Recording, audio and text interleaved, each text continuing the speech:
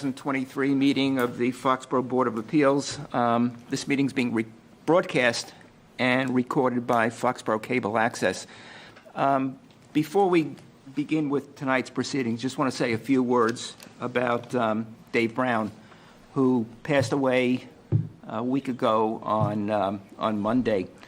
Dave was a long-term and very valued member of this board, and together with his service on other town committees, and I know at one point he was on the Stadium Advisory Committee, as well as his the various activities that he performed with the JCs, he benefited Foxborough in countless ways.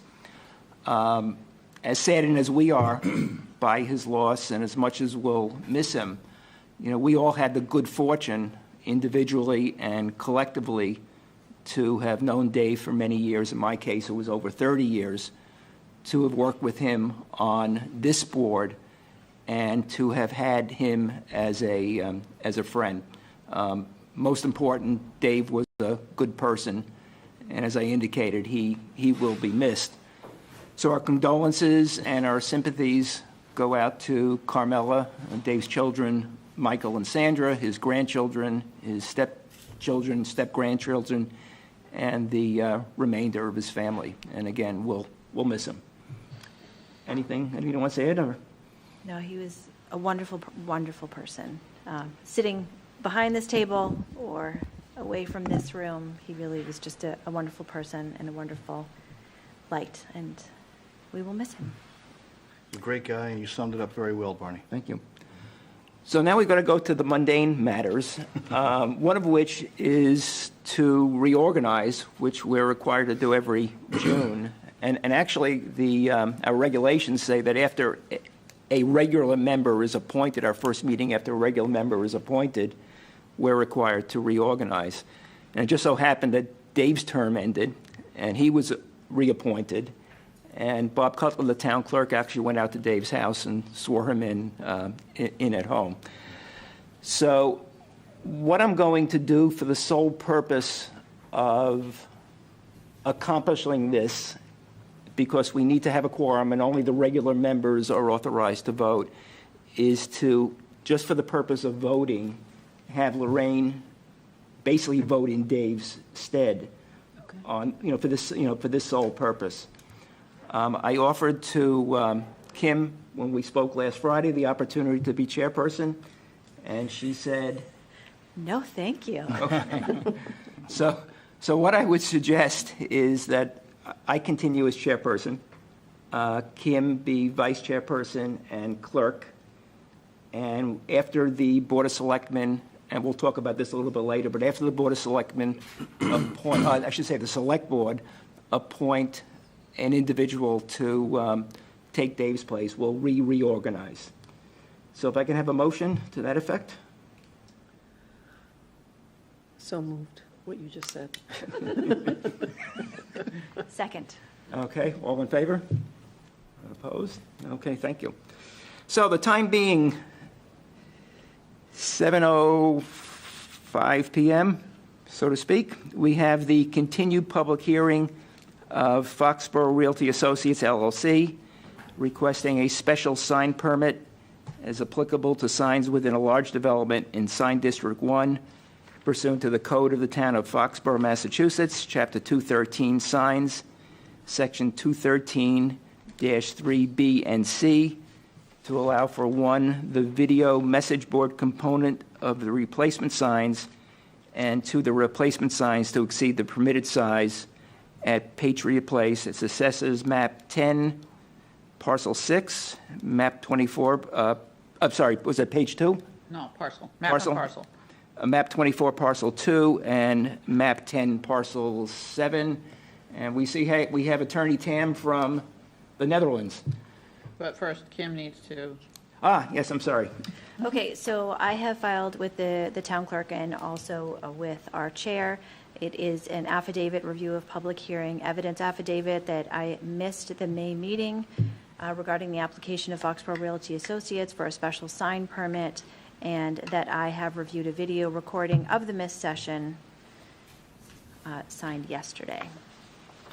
So you're entitled to vote on this. Do you choose to do so, or? Well, I think the other two were here, right? Right. So Okay. maybe they just vote on it? Yeah, Kurt had already been appointed, Okay. and so Lorraine, you'll Yep, sit. that's fine. Okay. Peter? Thank you, Mr. Chairman and members of the board. I hope you can all hear me. Yes. Yes, we can.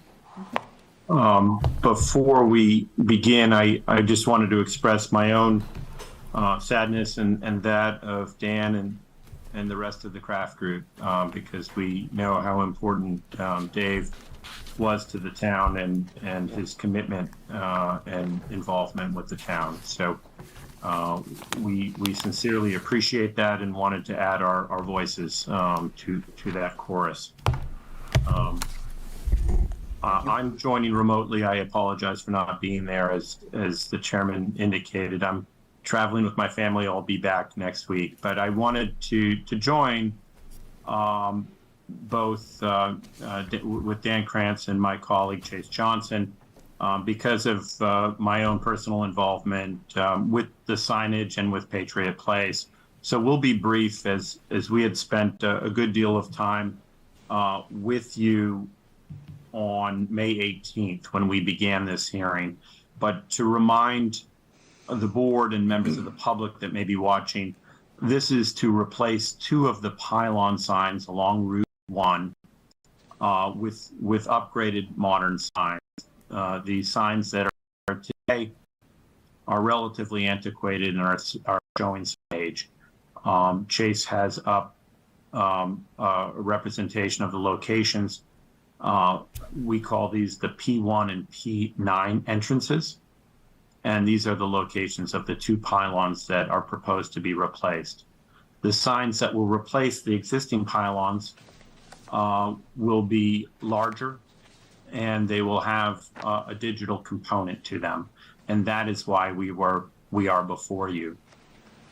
We spent some time focused on the nature and the size of the signs at the last session, and I think I won't speak for the board, but there was a general consensus that the proposed signs as shown were appropriate for the location.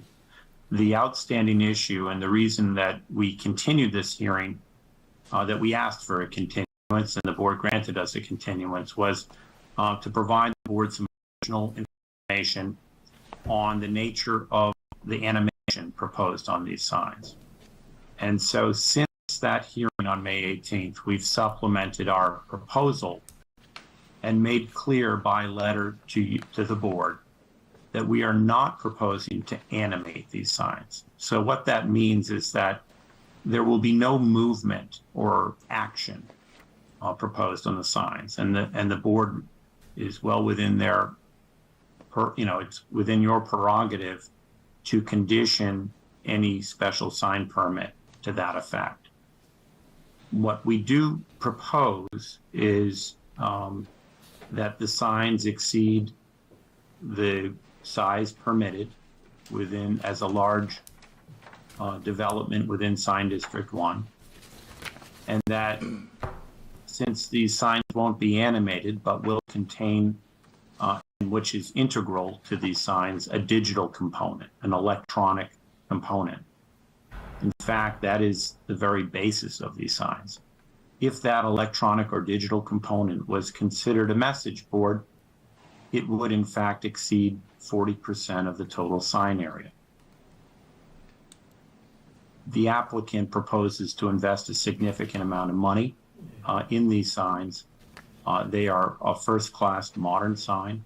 And in fact, you don't have to look any further than the existing sign at the P6 entrance, which is central, to see exactly what it is that they propose. That sign has been out there since 2014.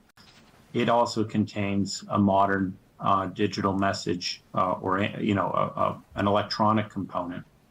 It is not animated in the sense that it does not move, and the content changes no frequently than every 10 seconds, which is consistent with the state regulations.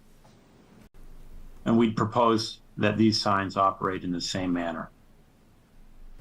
So we have a couple, we're happy to entertain questions, but I think the focus that you directed us to hone in on was whether or not there would be animation. And we can confirm that in this case, there will be no animation proposed on either the P1 or the P9 replacement pylons. And that we are simply seeking your permission to allow the total area of these signs to exceed that permitted, which is your prerogative and it's within your discretion. And that as electronic signs, if these were to be considered message boards, that as a percentage of the total sign area would be allowed to exceed 40% of the total sign area. So we do have a number of images, but I'll keep it brief because I know you have a busy agenda. Kim, do you have questions? Well, you weren't here last time, so I don't know if you want to start first. I have to ask this question because I know this was a question that Dave asked. How many lumens? So it's my understanding from the sign manufacturer that because it's a digital sign, it's not measured in lumens, and that the brightness of the sign can be adjusted to whatever the board would like to see. They're measured in nits, I believe. Oh. And I would propose that we, again, have it at the same light level that the existing P6 sign is at. Okay.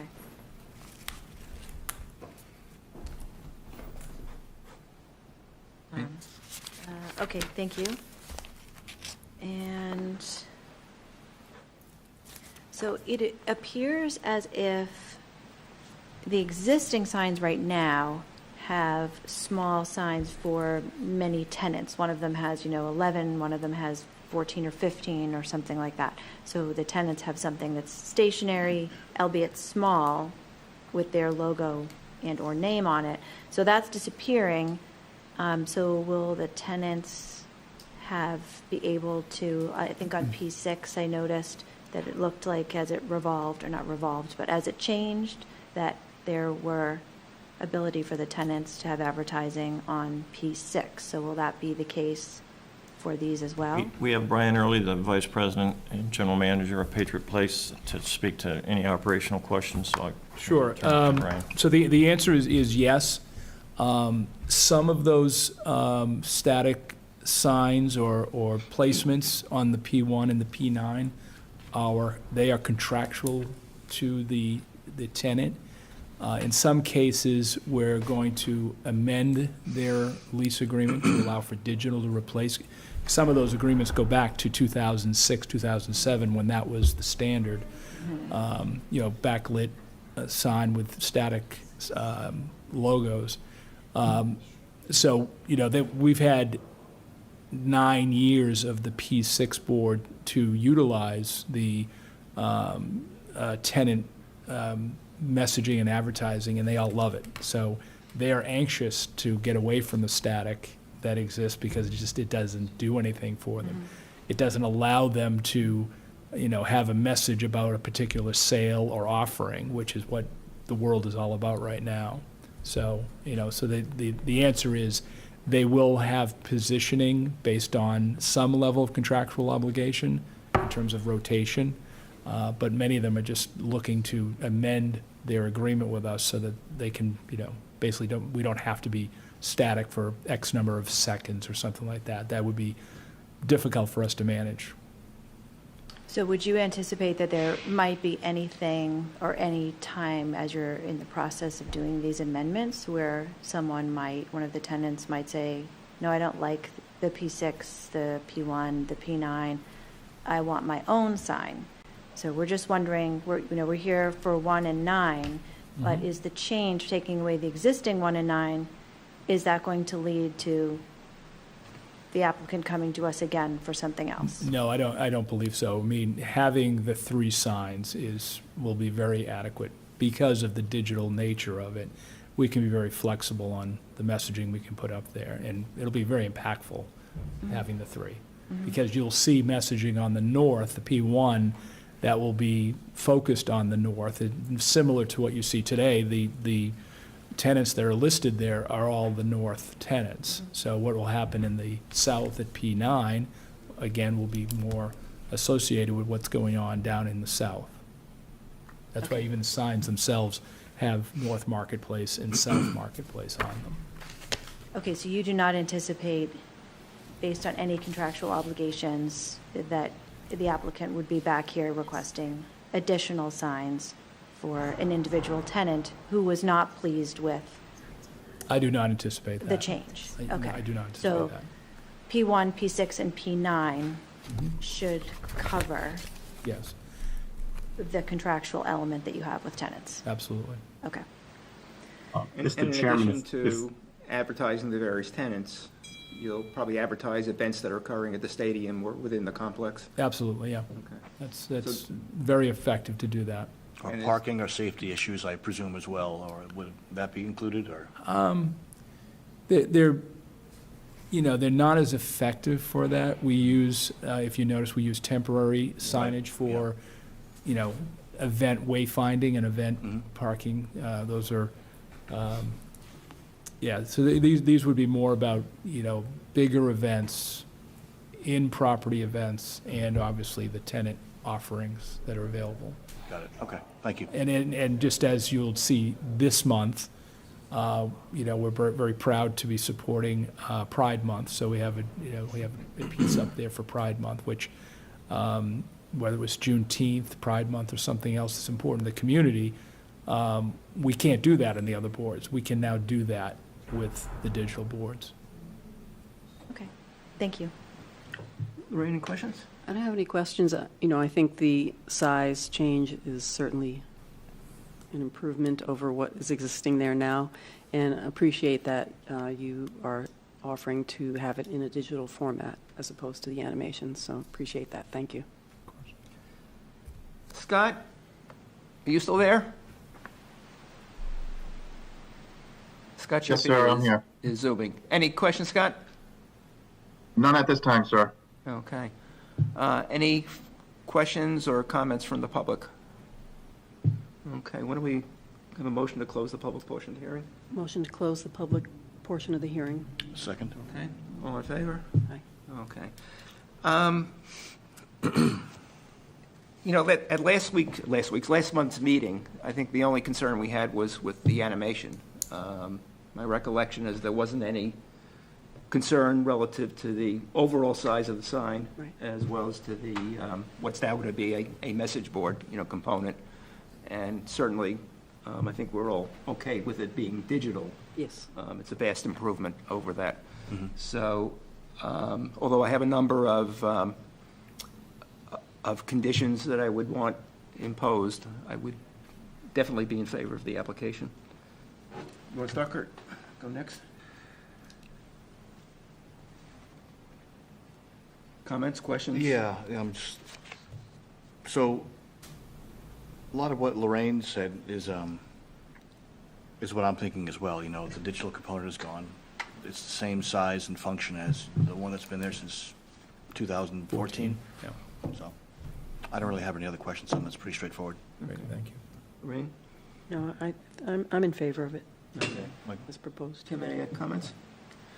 All right, let me read the proposed conditions, which I've discussed earlier this week with Scott, and he's in agreement with them.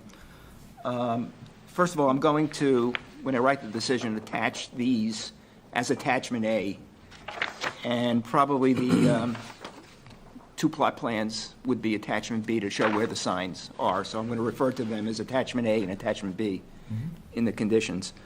So the first is that the construction and design of each of the proposed signs be as set forth in attachment A. Number two, the dimensions of the signs shall be as shown on attachment A, such that each shall not exceed 53 feet 6 inches in height, 766 square feet in area, with a message board that shall be not more than 358 square feet in area. Three, the proposed sign shall be situated in replacement of the existing pylon signs that are located on the premises as shown on attachment B, which such pylon signs are to be removed not later than the time at which the proposed signs are first operational, and shall be set back at least 10 feet from the Washington Street road layout. 4, no modification of the proposed signs as set forth in the decision shall be permitted without our prior written approval. 5, the message boards situated on the proposed signs shall be used solely to advertise events being held at Gillette Stadium and within Patriot Place, and to advertise the various businesses situated within Patriot Place. The use of the proposed signs for general advertising purposes, that is, for advertising goods, activities, or services that are not produced, performed, or conducted on the premises is prohibited.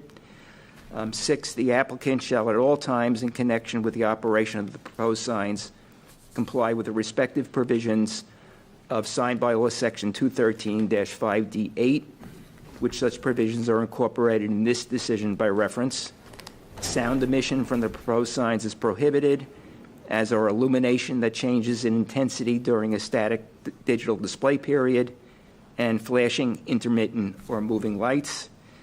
7, in the event that the Town of Foxborough Chief of Police or Building Commissioner determines or otherwise believes that glare or lighting from or of the proposed signs impairs the vision of motorists on Washington Street or otherwise interferes with the safe operation of motor vehicles on such roadway, the applicant shall within 24 hours reduce the intensity of such signs to a level acceptable to such town official. 8, the applicant shall obtain such permit or permits as may be required for the construction and operation of the proposed signs from the Director of the Office of Outdoor Advertising within the Commonwealth of Massachusetts Department of Transportation. And 9, the applicant shall obtain such permits for the construction and operation of the proposed signs from the Town of Foxborough Building Commissioner as are required thereby. Anything else? One question I have, Art. Yep. I know we had a similar case where we allowed the applicant to make repairs and replace components without going before us again. Do we need to put that somewhere? I don't think so, because I think that would be consistent with the bylaw provision of Okay. maintaining the safe and appropriate operations. Right, okay. Excuse me, Mr. Yep. Chairman. Could you please repeat the referenced board area that was in, I think, condition 5? The message board area? Yes. 358 square feet. You think it's big? That's right, I think, Chase. This, I think, is the overall board, and at least Beth has here the, I'll call it the active area, so we do that. I assume, Mr. Chair, you took that from our dimensions? Yeah, also from what Mr. Tam had indicated last month. And so that number again, Mr. Chair? 358. I believe based on our board manufacturer, the active area is 377. 377? Mr. Chairman, can you hear me? Was that Peter? Yeah. Peter? I think as we suggested, the limitation on the message board area, at least as it's set forth in the bylaw, is based on a percentage of the overall sign area, right? And where 40% is the limit for a message board, I believe we're proposing that these not exceed 64% of the total sign area.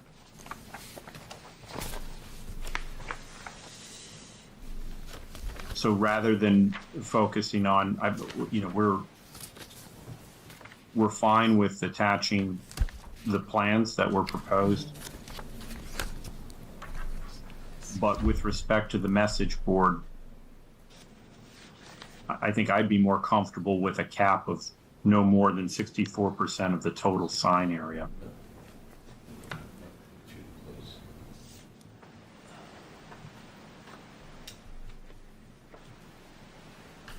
But we understand the intent here, which is So what to, would 54% be of 766?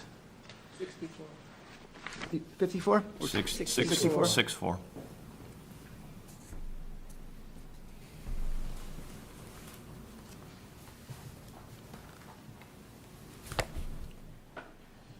I don't know why I have in my notes 47%, 358 square feet. Yeah. Video board, 415 square. And then 358 is my note. Mhm. I had 358, approximately 47%. That's what I had too.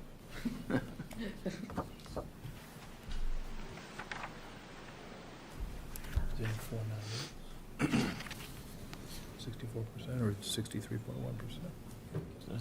He came out at 63.1, but that's why he rounded up to 64. What was it? Give me the number again. Well, the entire sign area is 766. Times 54%? 64%? 64. 6.4, and that is coming from using a 483 square foot board area, but if the active area, Are you using the footing as part of the, No, it's only to the message board. all right, So the entire sign, from top to bottom, and width is 766, correct? Right, yes. correct?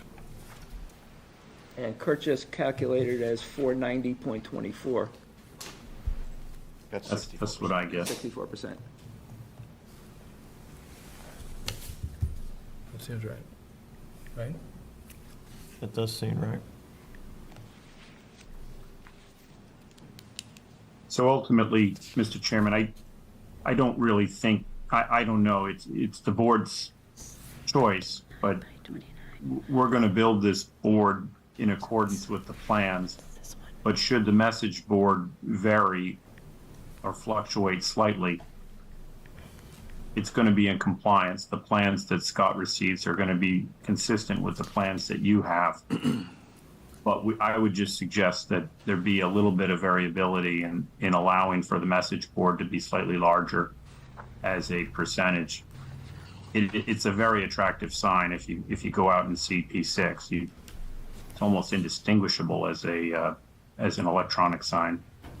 I mean, I would have no problem if there's a slight variation, as long as Scott was, satisfied with that. But, typically what we would do with a sign is to specify in our decision what the dimensions are. So if we're talking 64%, and we get, 490.24? Mhm. Yes. We could live with that, yeah. I mean, that works for me. If it, Okay. Yeah, and I actually think that's much larger than it's going to require, based on what I think we're buying. Are those monitors, I presume they're custom made, you can make them in relatively any size, or is there parameters? Well, the modules, for this particular pixel pitch, I believe the modules are about 11 inches wide. Okay. so would it be okay with 490.24 as opposed to 358? I don't have an issue with that. Okay. Any other conditions, or? No, I think that covers it. Okay, someone will make a motion to Yeah. approve with those conditions? So, motion, Motion to approve with the conditions set forth. second? Okay, all in favor? Okay. We'll write something up probably next week. There's a 30-day appeal period, but you'll be dealing with Scott, so. Yep, Okay. you got it. Peter, thank you very much, and continue to enjoy your vacation. Thank you. Good night, all. Thank you very much. Thank you. I see it.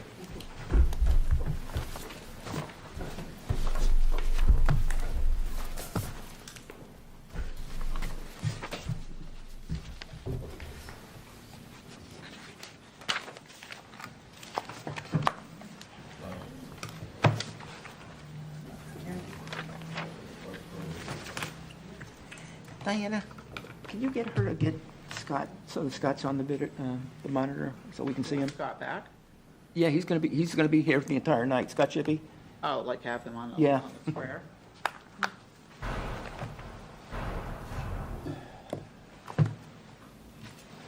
Just like that? Yeah, I don't think I Yeah, good. Well, Scott watching over us.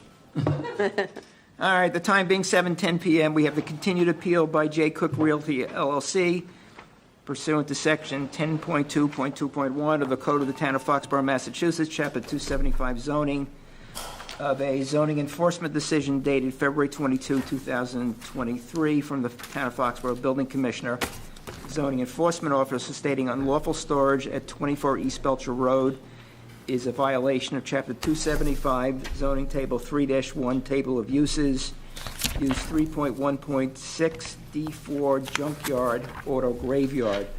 Properties located in the Limited Industrial District and the Water Resource Protection Overlay District.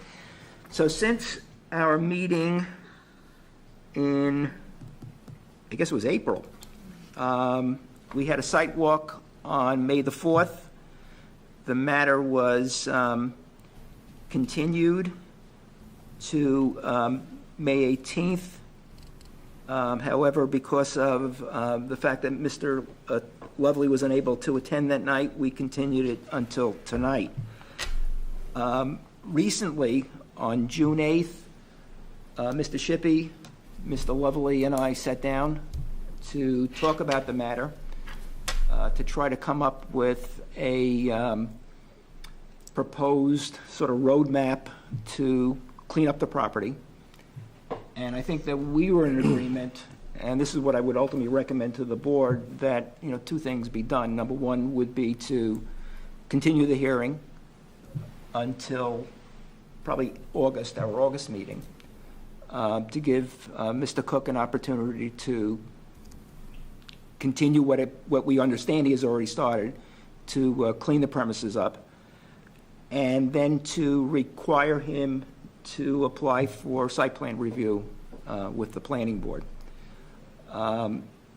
My perspective on this, and I think it's shared by, you know, Mr. Shippey, is we would rather see us continue the matter to give an opportunity to clean the property up to Mr. Shippey's satisfaction, such that he would at some point determine that it is not a junkyard and an auto graveyard, than for us to make a decision with the potential for that decision to be appealed. And then we really haven't accomplished anything. So that would be what I would recommend, that we continue the matter to, again, to our August meeting, that we would require, you know, Attorney Lovely and Mr. Cook to file for site plan review with the planning board, to say file by August 15th. And that efforts be made in the interim, and we would hope that Mr. Cook would be acting in good faith to work towards cleaning up the premises, and to allow Mr. Shippey, upon reasonable notice, to view the premises to determine that progress is being made. And as long as progress is being made, I'm not going to continue this, or I'm not going to recommend that we continue this forever. But as long as progress is being made, I'd be willing to continue it to the extent that we're satisfied, to the extent that Mr. Shippey is satisfied. Jeff, you want to add anything? Yeah, the only thing that Mr. Cook pointed out to me is if your August meeting is August 17th, he has a pre-planned annual family vacation that week as well. So I don't know if you would have a special meeting or something like that. No objection to continuing to work on the site. No objection with the site plan. We'll do our best. I have my vacation that I'm going to be overseas for a while. So, but absolutely, he'll continue to make progress. He has already made some progress. I'm optimistic that we'll be able to take care of this. Okay, well, we can talk about a date. Scott, do you have anything you want to add? At this time, you said it eloquently, that we need to work with the applicant. So I'm good with that. All right, let me allow the... I would just like to add that Matt Brennan would like to accompany me during those inspections. Okay. No objection. Let me allow some public commentary. Before I do so, however, let me just state that this this matter deals with East Belcher. Does not deal with Spring Street. So I want to hear nothing All about, about East Belcher. I just want to hear about East Belcher if you have any comments. I do. One of my concerns are that Mr. Lovely says he's made progress. What kind of progress has he made? So I have pictures of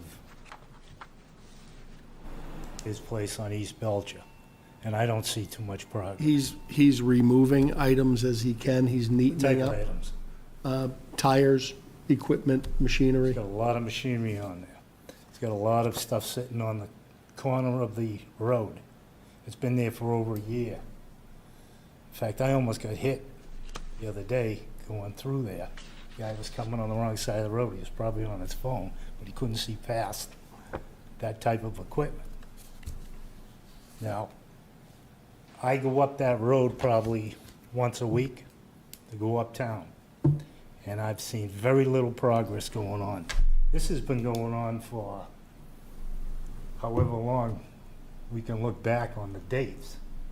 But this accumulated over a period of 10 years or better, that the junk was put in there. And none of this stuff runs. And it's just, I mean, how long is it gonna take to clean it up? Are we gonna keep continuing? Gonna keep waiting? And he's making a good effort. Well, I don't see a good effort. I'd like to see a good effort to clean the place up. And I don't want to see the stuff brought down to Spring Street. We'll give him a reasonable opportunity. Like you said, That's all I ask. Clean it up materials have accumulated over time. It's Yeah. not going to happen overnight. No, but And we'll give him a reasonable opportunity. You will give Mr. Shippey a reasonable opportunity to inspect. And when we come back here at the next meeting, if we feel there's been sufficient progress, we'll talk about continuing it further. If we feel there has been no progress, then we'll make another decision. But I'd rather, as I've indicated, and as Mr. Shippey has indicated, is to give you an opportunity to progress in the direction we want. do you have any proof of progress of what you've actually taken out of it? I do not have any proof. I mean, with it's all me. hearsay. We'll deal with that at Okay, I our just next don't want meeting. this to continue on for another year. We'll deal with that at our next meeting. All right. At the next meeting, can we discuss that it's coming down to us, our end? Because that's all that's happened. In the interim, that's all that's happening. Yeah, I don't It's want just I going- want something stipulated that it's not gonna end up down on We Spring got Street. punished the last time. The Spring, By putting us the back Spring in Street another one.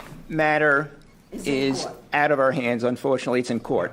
So we have Should be no, able to bring 24 East Belcher down to Spring Street, right? we have no control over what's happening with Spring Street. Okay? Even if he continues to do it, We have no control over what's happening with Spring Street. it's incredible. The last time he just put another dumpster next to the last dumpster. It's just unbelievable of what we have to look at on a daily basis. I don't think any of you would live like that. It's just so unfair. And I understand I understand that it's in court, but I don't understand why there can't be something to stop him from what he's doing until we get that court date. I don't understand why it can't be stopped. We have no control. We as a board have no control. He knows you have no control. That matter is in court. He's told me he's not bringing stuff from East Belcher to Mr. the Lovely, farm. please come down. Just please come down and open your eyes. Take a look. He just All right. adds dumpster after dumpster. Ugh, Anybody else? Jack, say something. I'm with these guys, and I live across the street from the dump site. And they're absolutely correct. Again, I just want to hear about East Belcher. I don't want to hear about Spring Street. Well, We hey, also were informed that this wasn't gonna happen tonight. We told everyone not to come. So that was very unfair. Jeff, you sent Scott and I an email earlier today. Yes. Do you have a copy of it? Do you want to read? Sure. Here's what, after that meeting, we consulted and we talked about some of the measures that we're going to undertake to help resolve this issue. My client will provide a list of vehicles, equipment, parts, and supplies used in his business that might be stored outside. We'll review methods to provide screening and buffering from East Belcher Road. Any tires, unusable tires that are brought on site because he repairs tires will be stored in a roll-off container until it's full, and then it will be brought to a tire disposal area. The tires that he intends to use to repair trucks as they come in will primarily be stored inside the building. Space, depending on space, there could be tires in the yard, but he's only going to have tires that he could replace on a truck after he disposes of any unusable tires. Same with wheels, the metal wheels that are the center, they may be stored outside, but anything that is not repairable or usable will be stored again in a storage container, and when it's full, it will be disposed of. He's not going to accept anything on site without a plan and timetable to repair and remove it. Will continue to remove items that aren't under repair or for use as parts. He's going to keep away from East Belcher Road. Ultimately, with regard to the planning board, the lot to the left will ultimately, ideally be used for parking of trucks and trailers that are used in the business and/or under repair. Most of the truck and automotive parts that he uses for his repair business will be stored inside the building or behind the building to reduce any visibility from East Belcher. And that's some of our initial ideas, possibly some fencing behind the building or something like that. Definitely has to remove a lot of items from that area. He's working on that, as we discussed. Some of the items are ultimately shipped over to Haiti and reused, and Haiti is shut down. I think Nigeria and Cameroon may be partially open. And a lot of this kind of got a little bit worse during COVID, so we hope to unwind it. And we appreciate that you're willing to work with us and give us some time, and we understand that we do have to show progress. So by showing progress, would we meet next time? Can we have lists, some pictures, some kind of documentation on what was actually removed from the site? Can you do that? Yeah, we can do that. Yeah. And Scott will be out, I don't know how often, but we'll just say periodically, and he'll give you notice to inspect, and ideally, from time to time, he'll see that there has been some progress made, so. But I think it's a good idea, just to give us, photographs and what have you. Yeah, I agree, because I was thinking, I'm wondering, by what criteria are we determining that progress is being made? Repairable tire and not repairable tire? Yeah. Who knows? Right, because I'm just concerned that what was not viewed as junk there can continue. Again, the initial determination that this is a junkyard was Mr. Shippey's, and I think at some point he's going to say to us, ideally, that it has been improved to his satisfaction. Conversely, he'll say to us, there hasn't been a progress made, and still is a junkyard. I would think that if at some point Mr. Shippey says that he's satisfied it's not a junkyard, we'll have to make the decision if we want to do another site walk and see if it complies with our own criteria. But we'll cross that bridge hopefully when we come to it. So, overall thoughts as to? I agree, and I will be really curious what Mr. Shippey has to say when the next or first periodic visit happens. Trust but verify, right? Yeah. So we'll get that report on August 17th. Well, again, what I would like, again, you said that Mr. Cook can't be here Right. on the 17th, so I guess we could continue it to September. What I would like, though, is by mid-August, because Jeff, you're gone most of the July, correct? Yeah, yep. By mid-August, to have an application filed with the planning board for site plan review. And of course, when that occurs would be really up to Diana, I guess, as far as scheduling it. I know the planning board only meets on August 10th. They only have one meeting in August traditionally, so their two meetings in September would be the 14th and the 28th. Would you be able to get something into the planning board before the end of July, do you think? Yeah. Well, even Probably not mid-August, for that the would get you on the 10th, September probably schedule. not for the meeting on the 10th, and the site won't be ready, so anything, we would submit something more conceptual. Okay. We need to have a plan, so we need to have an engineer, so I'm not super optimistic. We'll try. Hey, August 15th, would you give you sufficient time, you think? We'll try, yeah. Okay. Yeah. So that's where I am, so we'll be to continue to September 21st. 21st. And to require a site plan review application submitted with the planning board by August 15th. The list and images, would that be at the meeting or beforehand? For our September meeting. For our September meetings, I'd like to know before we went into the meeting if anything's actually been done. Well, we'll be in touch with Mr. Shippey. Okay. Yeah. All right.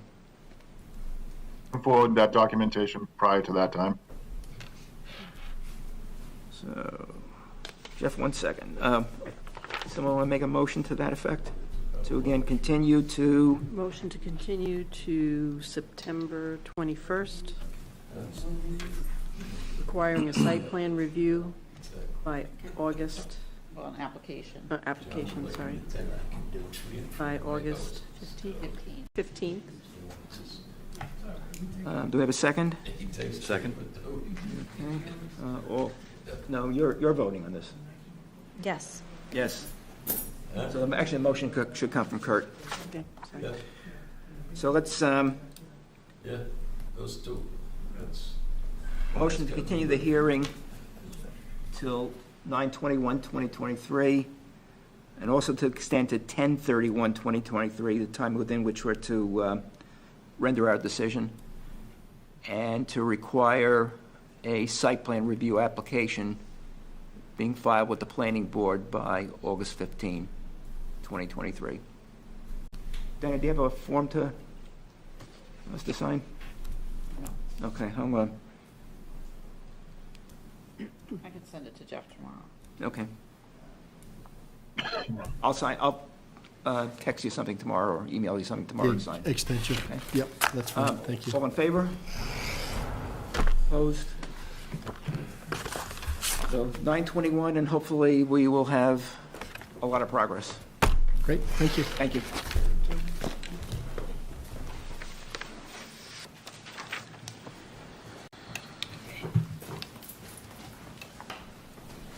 Thank you. Thank you. Thank you.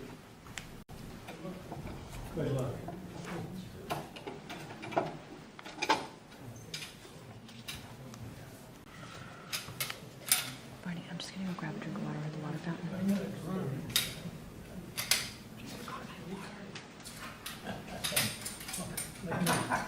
Which one is this one? This is the one that's going to be continued. At least the first one will be. But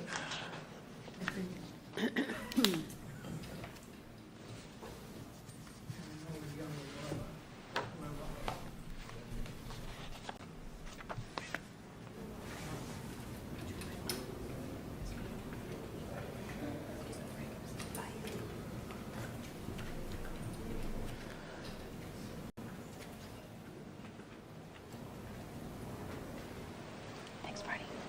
you all set? Yeah. Frank, tell me when you're ready. So tell me when you're ready. The next one? Go right ahead. Well, the next three are yours, so.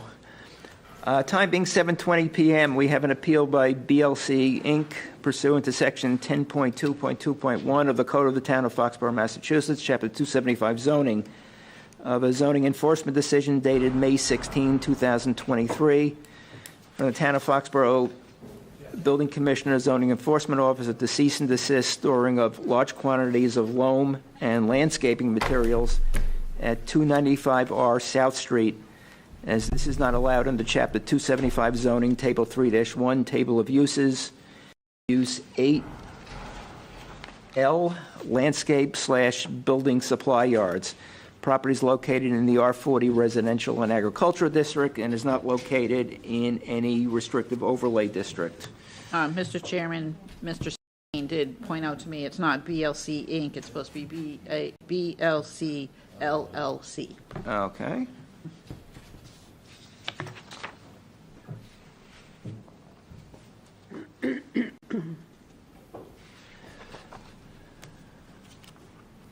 Frank, you have submitted a letter to us requesting a continuance. Yes, we're just asking for a continuance until August. Okay? I'm away in July. Oh, gee, because we have a light schedule in July.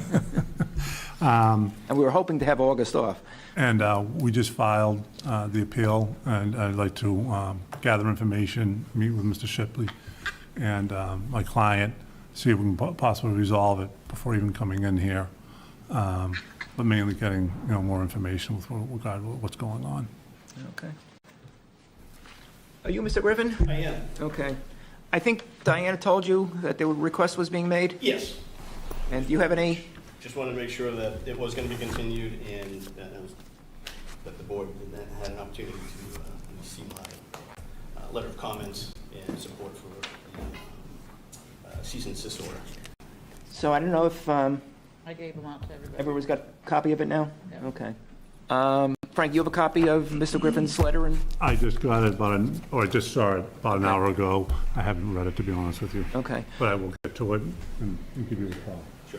I think what we'll do, rather than spend any more time in this matter, typically we read communication into the record. Sometimes if it's lengthy, we'll waive the reading. I think what I'd rather do is wait until August. I'm sure you'll be here. Yes. And you'll probably want to supplement or summarize, the letter at that point in time. So we'll enter into the record at the August meeting. So, I do sidewalk. yeah. When are you gone in July, Frank? And I'm when are you sorry? gone in July? I'm sorry? When are you gone for a site walk? When are you gone in July? What's the date? I'm trying to get, I'm away twice. July, would have been July 20th. So I'm here So that would be the 16th to the 22nd, that would be the Sunday to the Saturday. Or you're not here that week? so what's the date of the hearing? The July meeting would be July 20th, so if you're gone, that would be the Thursday. Okay, yeah, I'm here earlier in the week and the week before. And what's your? I am gone 17 to 21.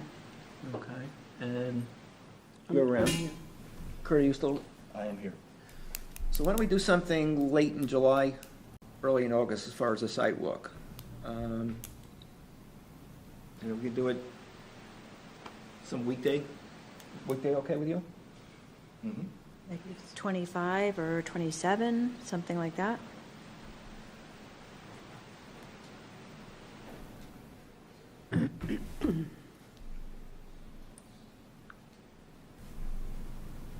July 27 is good with me.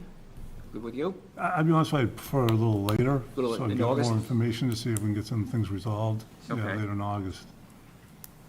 Sometime the first week in August? Sure. 3rd?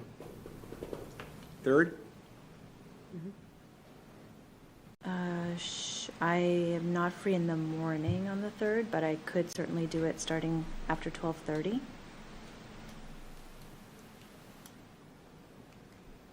I'm good at any time. I'm good with So, the afternoon, 1 o'clock. on the 3rd? Good with you? Would you want to be with us when we do a sidewalk? I live there, so I see it So every day. you see it, okay. So why don't we schedule a site walk on August 3 at 1 o'clock?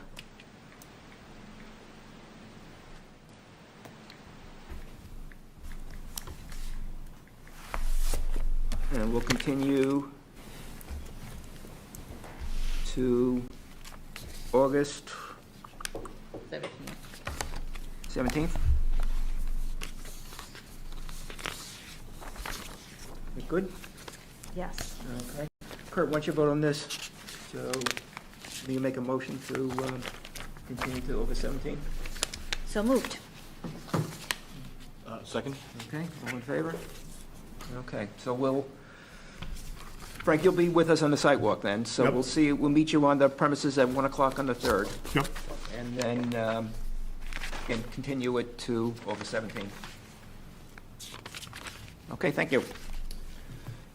So the time being 7:30 PM. John Pearson requests a special permit pursuant to the Code of the Town of Foxborough, Massachusetts, Chapter 275 zoning, Section 5.4.2, to allow an increase in the nonconforming nature of a pre-existing single-family residential structure and attached garage by means of the reconstruction and expansion of the attached garage that will have a side yard setback of less than the required 15 feet. Property is located at 4 Borden Drive in the R40 Residential and Agricultural District and is not located in any restrictive overlay district.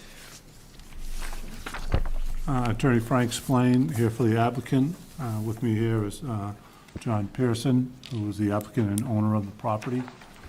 Again, the property is located at 4 Boyden Street, which is off of East Street in East Foxborough, and again, it's within the R40 zoning district. We're requesting a special permit under Section 5.4.2 to allow the reconstruction of the attached garage to a pre-existing non-conforming single-family dwelling. That section requires a special permit from the Board of Appeals to allow the reconstruction or extension alteration of any non-conforming, pre-existing non-conforming single-family residential structure in the event there's going to be any reconstruction, extension, or alteration, increase in the non-conforming nature of the structure.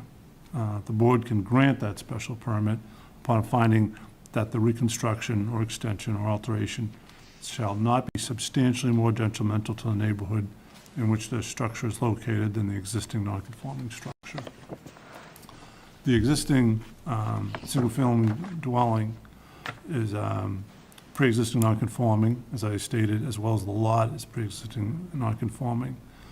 The dwelling was originally built on the lot as it is in 1956. The garage, which was a standalone garage, was built sometime around 1960. And a sunroom and a mudroom, which connected the house and the garage, was built in 1983.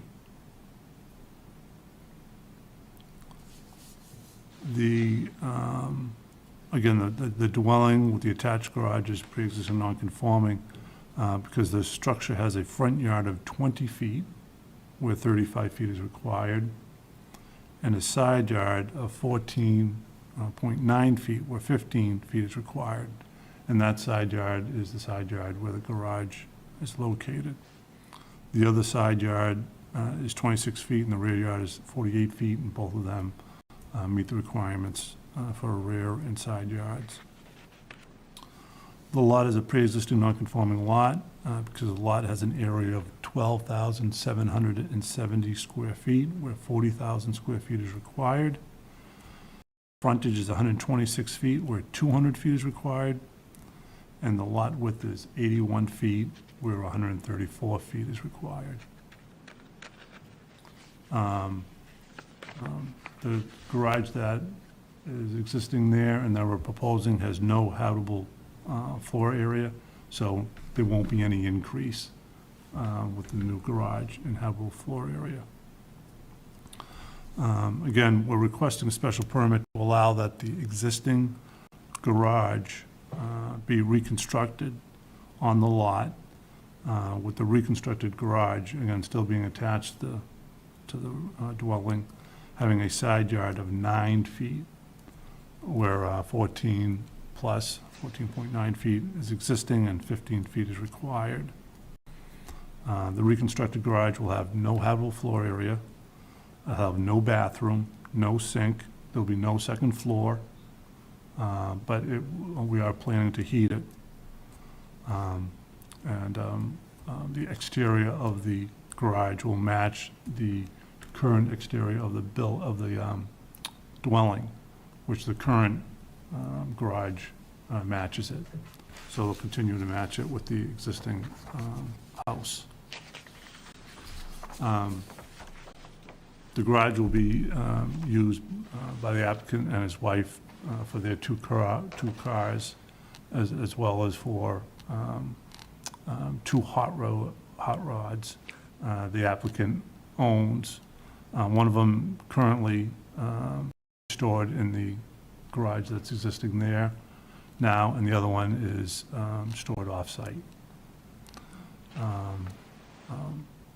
with the storage of the vehicles in there. He'll continue to work on his hot rods as he does in the current garage, but he won't be working on anyone else's vehicles at all, just his own, anything he owns.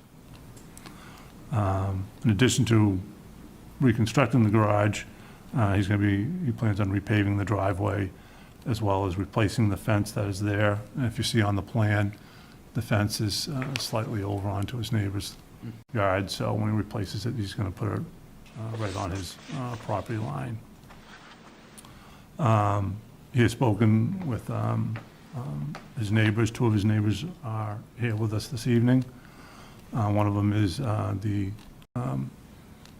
neighbor which is directly abutting the garage, and the neighbor across the street, and all the neighbors he has spoken with is in support of the requested reconstruction of the garage, and understand that the side yard setback is going to be reduced, and that nobody's indicated any problems with it, and actually has encouraged him to go forward with it. All the lots in that general area, Boyden Drive, Revere Drive, Brookside Drive, Arnold Drive, Hodges Road, and the beginning of Summer Street, are pretty much all pre-existing non-conforming lots. They're all smaller lots, 20,000 or less, and many of them are, around this 12,000 square foot lots. They're all laid out before zoning came in, and many of the houses were just haphazardly located on the different lots, either because of existing trees or rock upcrouts or whatever.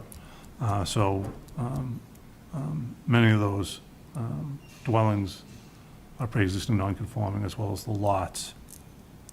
So this reconstructed garage with a lesser side yard will not be unusual for the area, and will be in no way a detriment to his direct neighbor or anyone in the neighborhood. Therefore, we feel that the proposed reconstructed garage to the single-family dwelling is not substantially more detrimental to the neighborhood than the existing non-conforming structure.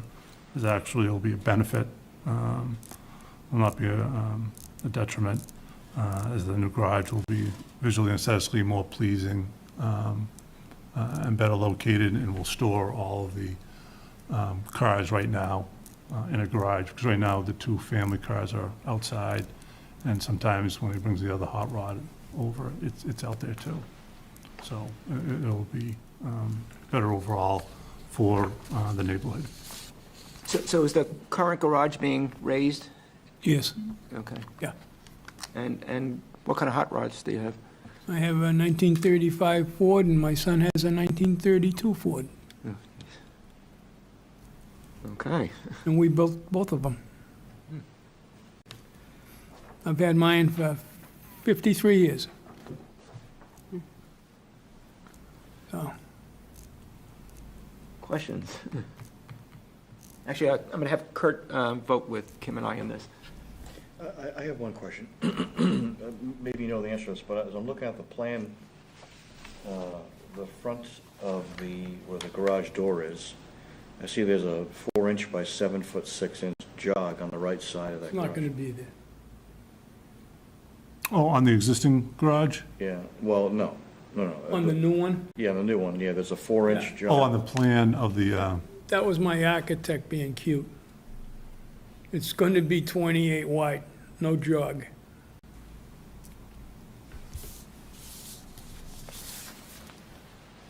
It was supposed to be changed. It just seems like a detail here. Yeah. Yeah, he's still, you see it's 7 feet down, it comes out a little bit? Is that what you're talking about? yeah, it's not, is that what you're Correct, yeah. talking? Yeah, Yep. he didn't change that part. Okay, But it's going to be 28 with a straight foundation. okay.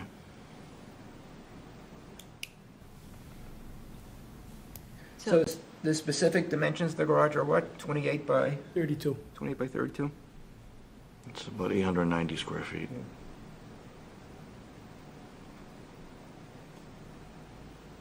This one says 848, but That essentially includes the mudroom, correct? Well, yeah, I guess so, yeah. Part of that garage is going to be behind the mudroom. Okay.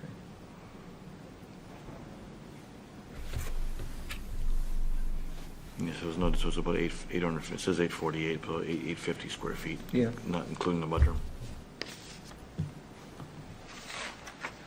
So if I'm understanding, Kurt, the question that you were asking, so if we're looking at the front elevation, that would be flat. What you're Yes, it's saying going to is that- continue straight. Okay, so Yeah, the front there's- elevation's going to be flat. Right, exactly. Okay. So no jog, no bump out? No. No. Okay. So this is the part that's gone? We're talking about this, right? Yeah, that's not going to be there. May I approach? Yes, please. The same thing. This is what you're talking about, right, correct? Correct, yes. So yes, Yeah. that should have been straight right here, Okay, right there. okay. Okay.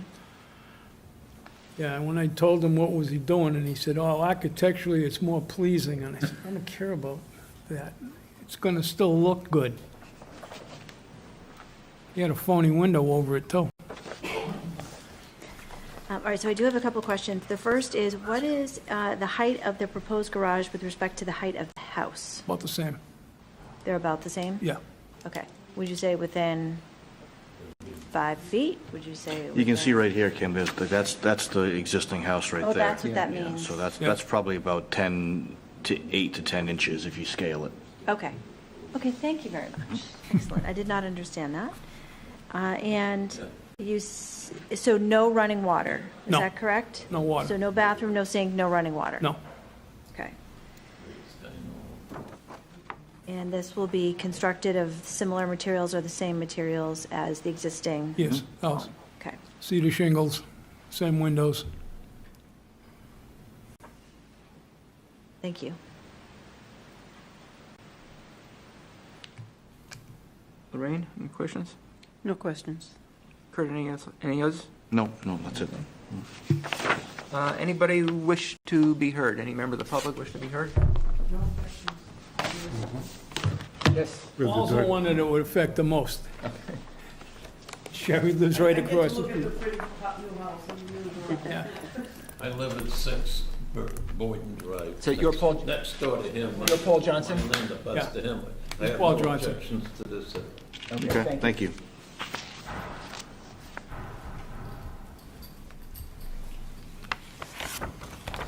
Has he taken you for a ride in his hot rods?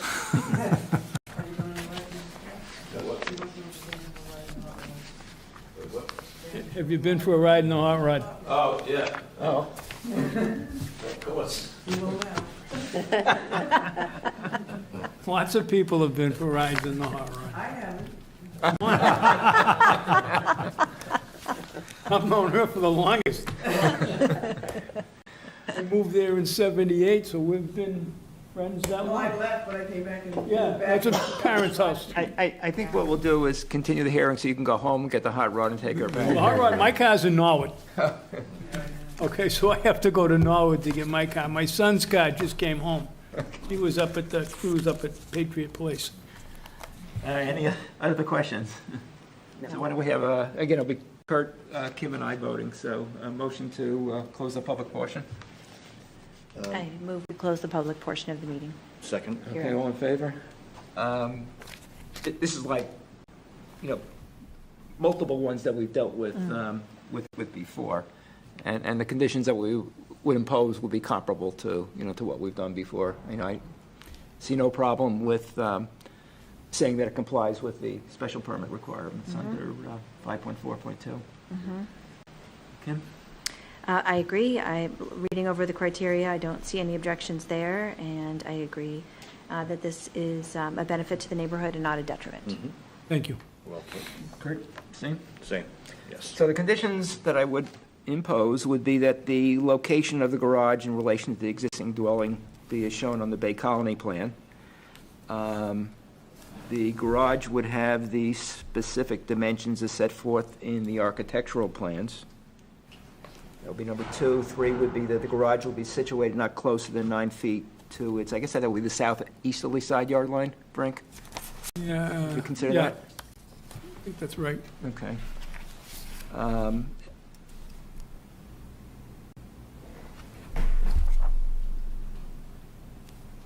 More or less? Yeah. Yeah. So I would have said I'll put the southwesterly, southeasterly but side, but I'll indicate that that's the side yard line next to the Johnston home, yep, okay?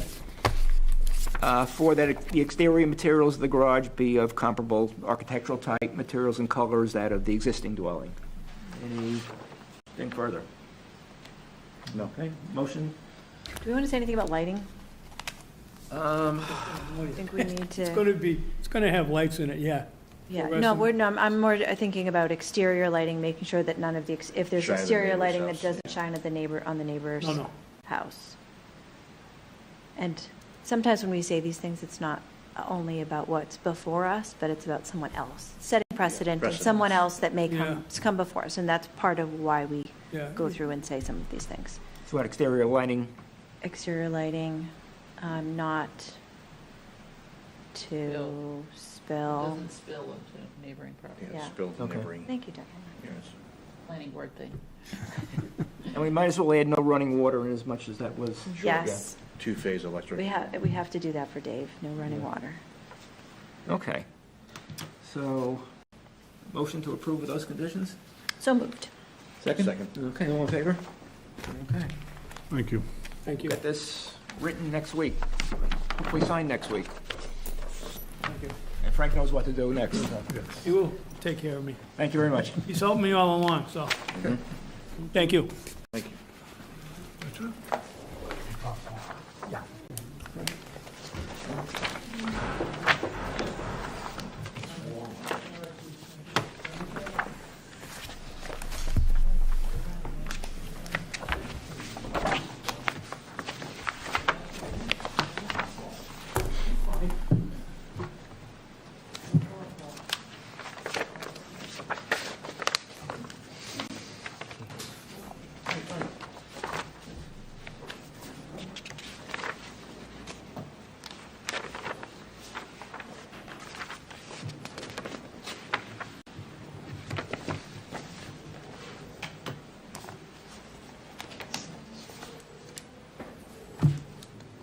Are you putting that there so we don't see Scott? Or-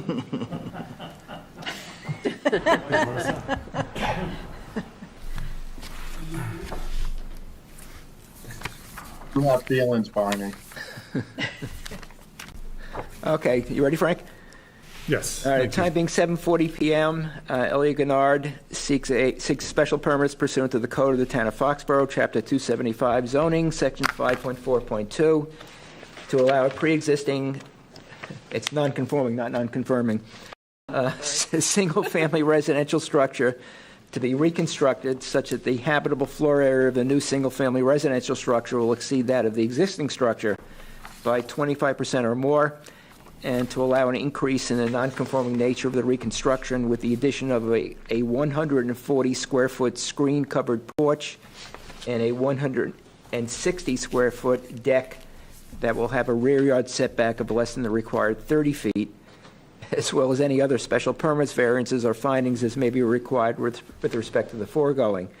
The subject property is located at 30 Taylor Road in the R40 Residential and Agricultural District, and is not located in any restrictive overlay district. And Kim, Lorraine, and I will be voting on this one. Attorney Frank Spillane here for the applicant. Sitting here with me is Elliot Gennard, and also with us is his wife, Amanda. Again, the property is located at 30 Taylor Road, which is in the R40 zoning district. It's located on Lake Miramichi. Taylor Road is off Cedar Street, Route 106 in South Foxborough. Again, we're requesting a special permit, again, under section 5.4.2 to allow the reconstruction of the pre-existing non-conforming single-family dwelling. In my application, I kind of divided it into two special permits. I thought it made it easier for me to keep it straight. One is to just reconstruct the dwelling in itself, and the second one is asking for a porch deck off the rear of it. And as I get into it, I hope you'll understand why I did it that way. Again, Section 542 requires a special permit from the board to allow for the reconstruction of a non-conforming single-family residential structure in the event the reconstruction either increases the non-conforming nature of the structure or increases the habitable floor area of the structure by 25% or more. The board may grant that special permit upon finding that the reconstruction shall not be substantially more detrimental to the neighborhood in which the structure is located than the existing non-conforming structure. The existing dwelling, again, is a pre-existing non-conforming structure, and the lot is also a pre-existing non-conforming lot. The house has been in Mr. Kennard's family since 1965,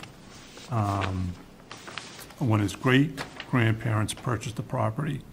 And he has owned the property since February of 2016. He purchased it from his grandparents, Marjorie and John Arthurlet, who was with us this evening. The existing dwelling was actually moved across the lake to its current location in 1965, when it was, more of just a summer place. And it was then converted into a year-round house. His great-grandmother lived in the house year-round from 1969 until her death in 1999. And his mother has lived in the house since 1999, and he lived there also with his mother for a while. The house is a one-story house with a crawl space and no attic. An addition was constructed sometime around 1980. Mr. Kennard is a retired police officer, and he will be living in the reconstructed house with his wife and their expected baby. The structure is a pre-existing non-conforming because it has a front yard of 11 feet. If I can just get up here and show you some of this. So I'm going to get into this a little bit. The lot is actually divided by Taylor Road. I'm going to get into the line in a little bit. So this is, I'm sorry, it's the overlay plan. I'll show you that in a minute.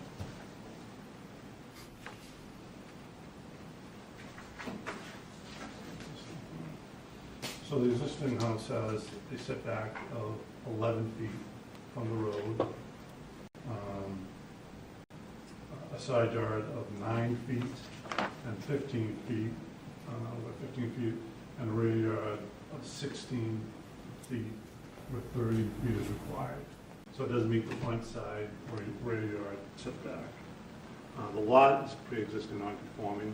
Again, we have two parcels to the one lot. The total area between the two lots is 13,248, 9,071 over here, and 4,177 over here. The frontage, and we had a little debate on how to calculate it, but the total frontage over here and over here comes to 209 and change, 99.94 and 109.94. So in theory, it's conforming with the frontage of 200 feet if you're allowed to include both of them. Depending on who you ask, you get different answers on what that is. I just want to make that clear. And of course, the lot width is 0 because it's not 134 feet. We'll have to go back there. The current structure has a habitable floor area per the assessor's card of 946 square feet. The proposed dwelling is right here, and it's going to have a 12-foot setback, 15 here again, and this is 11 currently, 15 here, 10 here, and continuing with, let's see, that's one of the porch. Without the porch.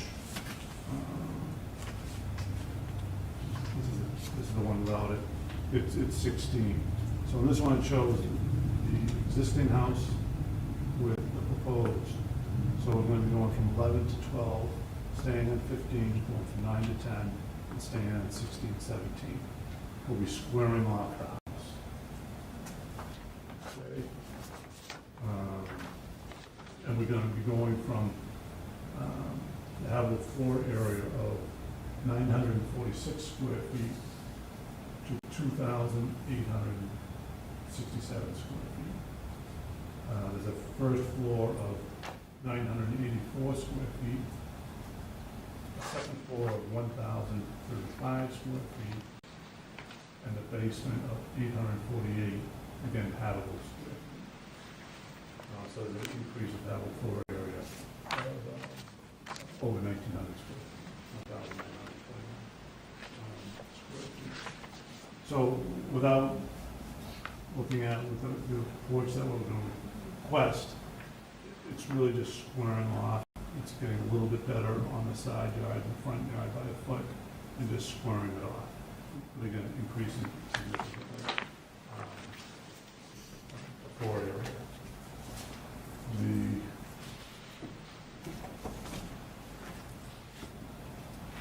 porch we'd like to add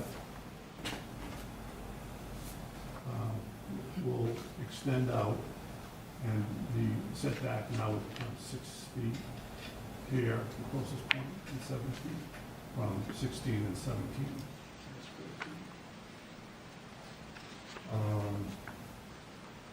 Just going to give you a little history of the lot and why it runs through. The lot was originally rectangular shape.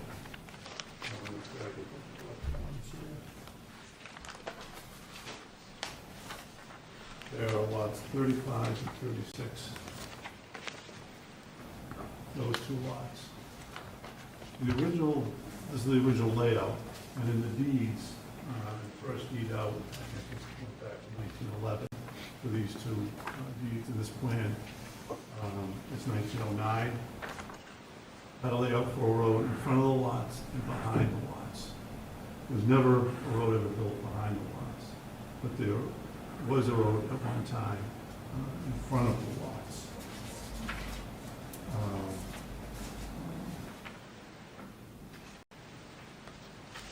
From the best of my knowledge in trying to get this information, what happened was the lake was owned by Attleboro,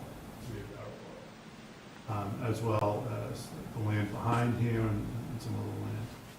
That they purchased the lake, or already owned it, and took the road somehow and increased the level of the water. Because in some of the past very dry years, you can still see where the roadway was. So some assumption I have to make is, prior to that happening, they said we're going to put it overloaded. This area back here for Mr. Buckley is very wet. And when this was laid out, nobody cared. It was wet or not, but I just throw it in. By the time they were doing this, I'm sure they were, so that the road comes in here, and some of the other lots are also split, or at the very end of those lots. And that's why you end up with the road going in here like that. And it was, from the best I know, it was just put in. And the layout of the road was laid out and taken by the town in the 1980s. The road was already there. They went out, shot it, and it was accepted by the town.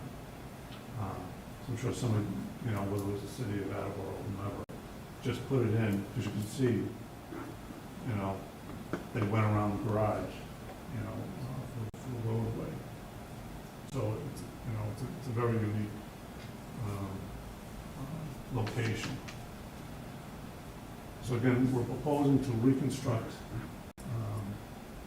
the dwelling for a basement and 2 floors, increasing by 125% habitable floor area. But we'd also like to add a deck and a porch. Now,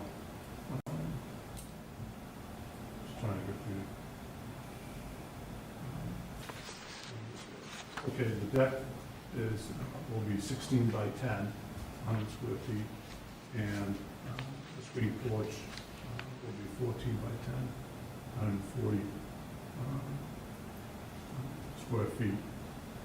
And again, the rear setback will be reduced from 16 feet, which is being proposed for the reconstructed house and existing there, to 6 feet. Under section 4.16 bylaws, and I'll read it to you under yards. Unroofed entrances, porches, or terraces which do not rise above the height of the floor level of the ground floor may extend into the required yard space, provided the area do not exceed 200 square feet. I talked about this with the building commissioner. So he could put in a deck, not covered, for up to 200 square feet. We just like that, request an extra 100 square feet, but also have a porch that can be covered and with screen, because I guess in the month of August, sometimes end of July and September, the mosquitoes are vicious out there.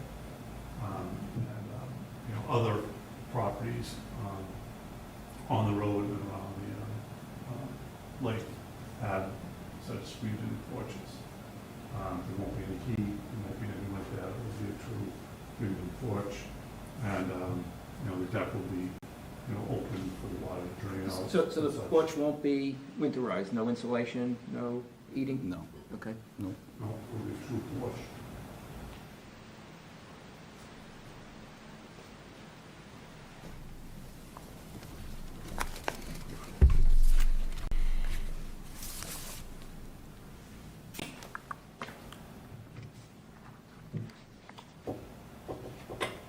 I can't see Scott, but, Scott? Yes, sir. So you and I talked about this the other day. Because the porch is not winterized, you would not consider that to be finished for habitable floor purposes? Correct. Okay. Just so you get a good perspective, the existing house has a footprint of 1,007 square feet.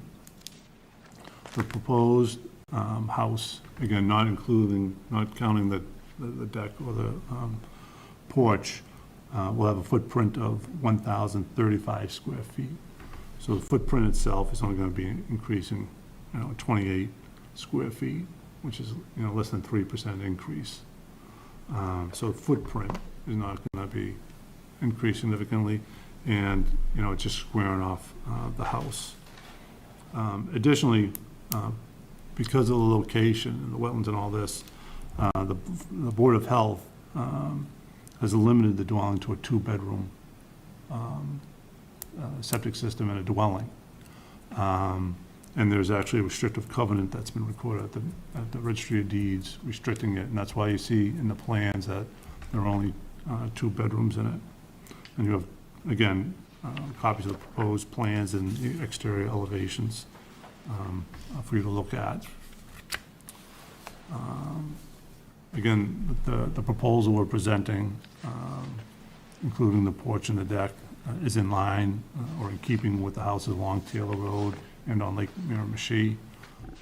Many of the houses have gone under renovations, and whenever you do any renovations down on those lots, because they're all small lots, they end up in front of you because they're either increasing any nonconformity or the habitable square feet. So it's right in keeping with everything that's going on Taylor Road, as well as on Lake Miramichi and the other roads that are around there.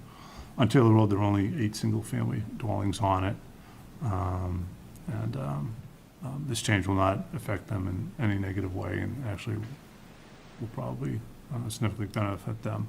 The house right before them years ago went over renovation, and later on came in front of the board for that garage change. So again, the proposal we're presenting, including the deck and the screened-in porch, we feel is not substantially more detrimental to the neighborhood than the existing non-conforming structure. We actually feel will be a great benefit to them. visually, aesthetically, and will benefit the neighbors both on Taylor Road and around Lake Miramichi. So I got a few questions relative, actually, and I'll explain later why I'm asking questions about the existing house. What rooms do you have in the existing house?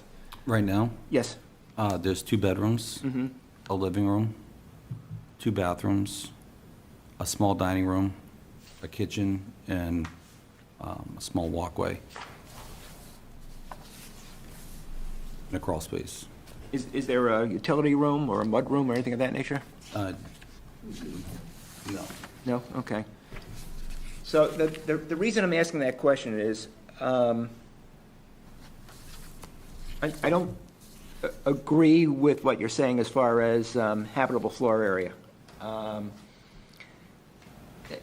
recognize the assessor's office uses living area, which doesn't necessarily equate to the bylaw definition of habitable floor area. Oh, how much there is at this house?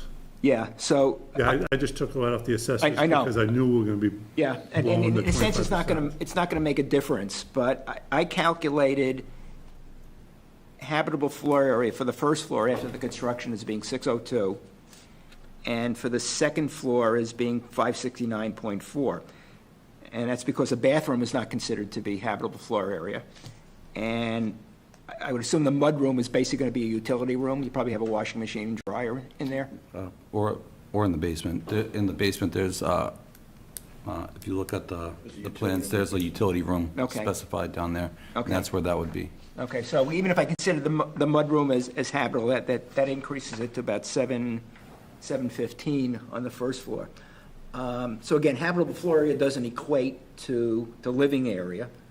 And I say that because I know that as far as my house, areas that are not considered living area, definitely habitable.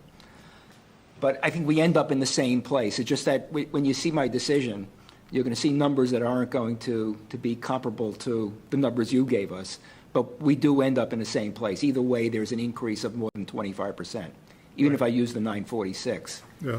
And so, As long as everyone understands that the plan we've presented yeah. is what's going to be built there. And one So of that the somebody conditions, later on goes on and says, no, you're supposed to count that. Yeah, no, what you'll see as we go along, if everybody's in agreement, one of the conditions would be to specify dimensions as shown in these plans. When I know I'm going over the 25%, I Yeah. just, try to include everything. Like you'll notice the basement doesn't include everything. There's an area over there for mechanical and all that. Yeah. So I didn't include that. But otherwise, when I know I'm going to go over 25%, I just Yeah. include everything. I don't want to start But this way, nitpicking. when you see the decision, say, what the heck's he talking about number-wise? But I think we end up in the Same same place. place, which from my perspective is that there's no problem whatsoever with granting this. But let me ask if anybody in the public wishes to be heard. Okay, I ignored my colleagues, so what questions? Okay, so I do have one. Does this need to go before Concom? I'm sorry? Does this need to go before Concom?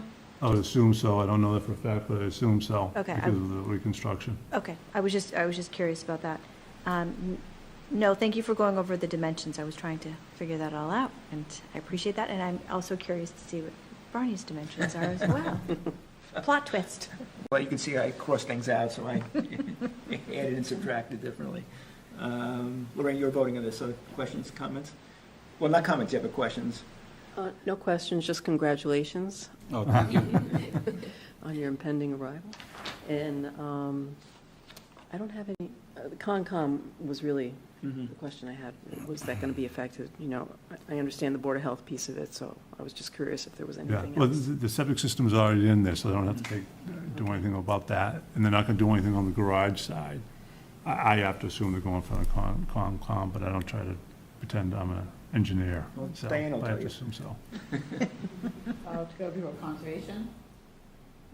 What's the question? I'd assume so, since they're taking it down, that they're going to have to put up some silt things and stuff like Barriers. that. Yeah. They usually- Most likely, they have to go for a notice of intent. Yeah, it'll definitely be an NOI, Yep. full plan. Whatever's required, we will do. I don't have any questions, no. Scott, any questions? Not at this time. Okay. And Jack would probably remember, maybe you don't, but I remember, and I still have the communication at home. Couple of years ago, you had asked Kevin Weinfeld and I whether a second house could be built on the portion of the property where the garage is. And we told you no, because we only allow one house per lot, and that's considered to be one lot. But I still have that communication, that line of communication, both your email to us and my response to you. Well, I just, this gives me an opportunity to express my appreciation for the unique service that you people provide for the town. I think a lot of people have no idea the weight you carry on some of these projects. And it's admirable what you do. Thank you. Motion to close the public portion. Motion to close the public portion of the hearing? Second. And all in favor? Aye. So the only conditions that I would impose would be sort of the standard ones. One would be the location of the proposed dwelling addition, which would include the porch and the deck in relation to the existing dwelling, be as shown on the Bay Colony plan. I think frankly, the only plan that I want to attach would be the one that says the proposed dwelling plan with porch and deck. Yes.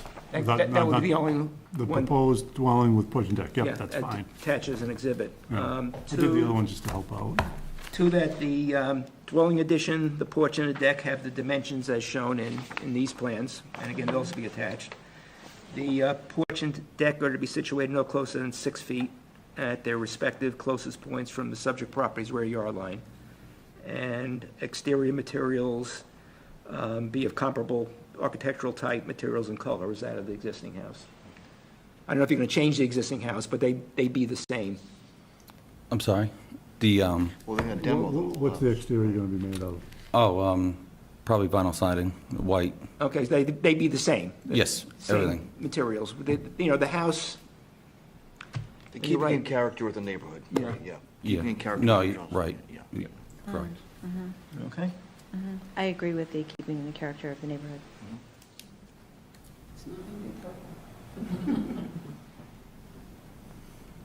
In case you decide you want it to be cream instead of white or something like that. You don't have to come back and see us again. Anything else? No. Okay. Motion? Motion to approve the request for 30 Taylor Road with conditions. As indicated. Yes, second. Okay, all in favor? Aye. Okay, thank you. Thank you. Thank you. Thank you.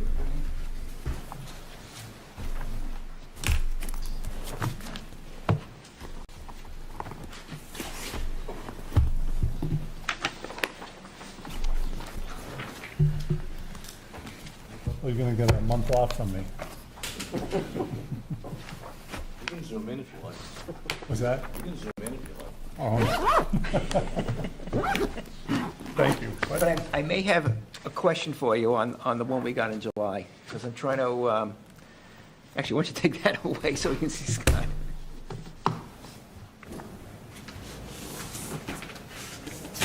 We've been trying to track down information. We have one in July that deals with Cannon Forge.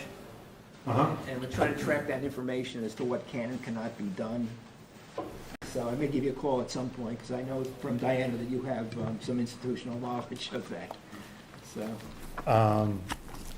What I got is pretty much from, talking with Bill Foxborough and all that. But what I might be able to do is go through back our old files. okay, We have subdivision master files. yeah. That, have all sorts of stuff in there. But, I've worked previously with Scott about one, and, I think there's old letters on how things were calculated out. Have you guys found those? Scott? I have not been able to find these letters. We've tried and retried, looking in the archives, and we cannot locate them. Yeah, my understanding was there was a letter from that Tim Higgins wrote at one point, or Jerry McCarty wrote, but nobody knows where they are. Okay. Yeah, I'd be more than happy with you. Okay, I'll give you a call at some point. But, yeah, Scott had mentioned it to me before, and I was thinking about it later. I go, you know what, we might look something out in our old master files, Mhm. you know, with all those old subdivisions that they had wacky titles, because they were coming from so many different pieces. You know, it'd be tough, so we always kept master files. My father was involved in the approvals, Mhm. but we would want copies of all the approvals for the master file, so I can look to see what we can find. Is it Cannon Forge, is it Summerfield? Cannon Forge. Okay. Because they all had different clusters too? Yeah, I'm pretty sure it's Cannon Forge, isn't it, Diana? It's Farrington Street. Farrington. I'm pretty sure that's I always Cannon have to Forge. look. Yeah. I just- Well, I'll give you a call Cannon at some Forge point and in July. Summerfield all That's wrapped into not- one. What is it, Scott? I believe they hold the same regulations, Cannon Forge and It's actually in Summerfield. Summerfield, but Summerfield refers to Cannon Forge. Yeah. Okay. Master deeds or whatever. Yeah, but they're separate, well, it's the decisions that really determined it. It's And, something about a box. You can't go bigger than the biggest Grading box of a model, box of the Yes. model. but there's nothing in, But nobody There's can nothing in find writing. That piece of paper. and supposedly there's a letter that was written, and I thought it was either from or to Tim Higgins. You know, maybe it was from Jerry at the time, or Tim was doing it with Jerry, you know, saying this is how we're going to allow it. Because I read through, I think it was all the Cannon Forge decisions for a client that was working with Scott, trying to figure out what we can do. You know, because nothing meets any setbacks back there. Right. That's under the zoning for that area. But was done under an old cluster type open space regulation back in the day. So I don't know how they came up with all that. But eventually they came up with, you know, some of them, for example, will say your side, the only thing it talks about is side yard has to be 15. And then other ones say, no, two houses can be more than 30 feet. It can have to be 30 feet apart. So one could be 10 and 20, but other ones, the decisions for different clusters that said they have to be 15 feet off the side yard. So you have to read through all that stuff. But nowhere in any of the decisions I read, that one client talked about any, you know, setbacks. yeah, no, I read a couple Setback. that had to do with, you know, decks or porches, and there's nothing in there Right. about, you know, the grading box or anything of that Yeah. nature. I mean, Nothing that I could see in the special permit. I could see.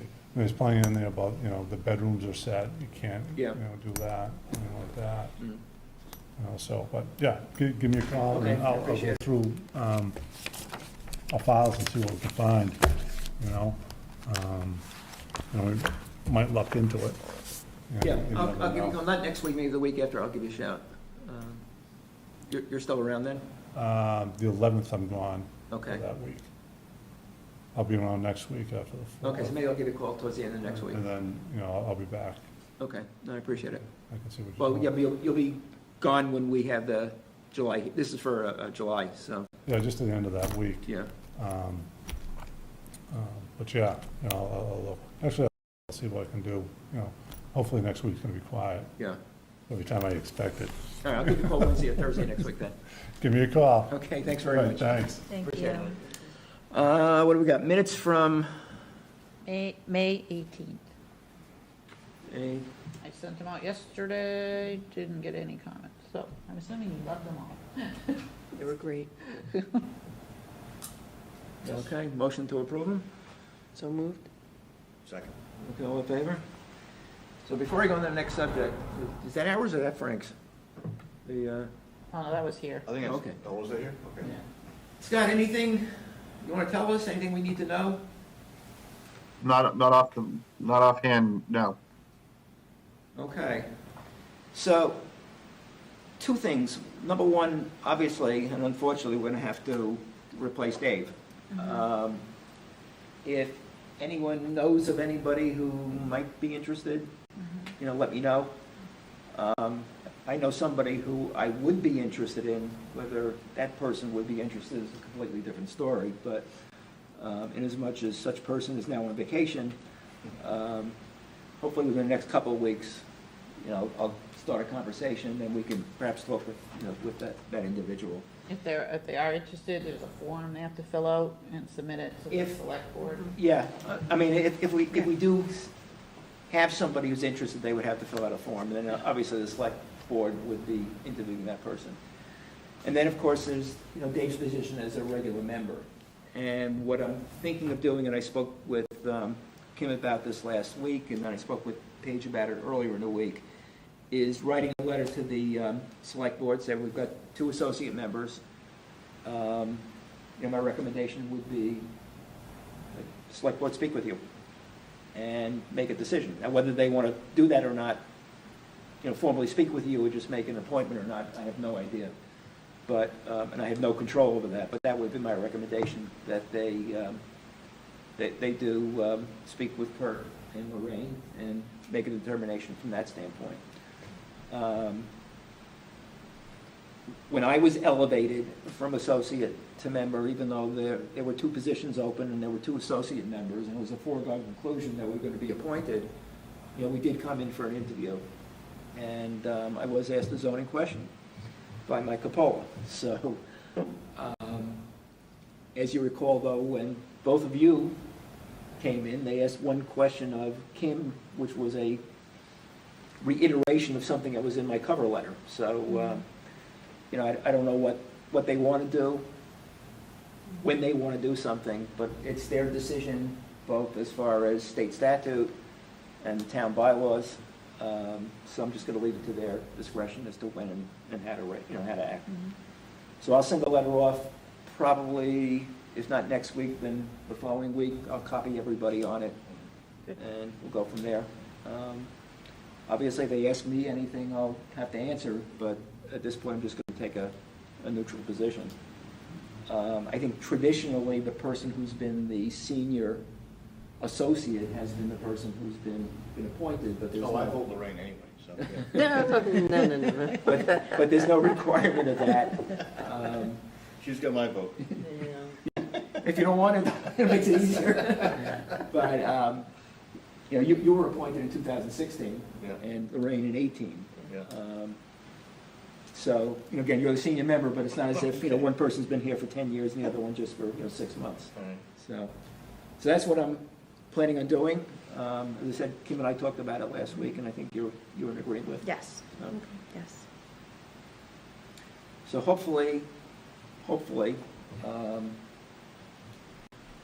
sometime between the end of July, early August, they can talk with you, and then we'll have a decision shortly after that, and go from there.